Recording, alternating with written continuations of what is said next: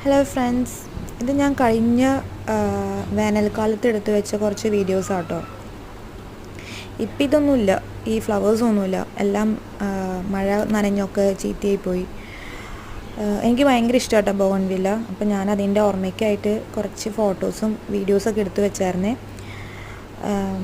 ഇത് ചാമ്പയ്ക്ക. ഇത് സമ്മറിലാണ് കഴിക്കാൻ ടേസ്റ്റ്.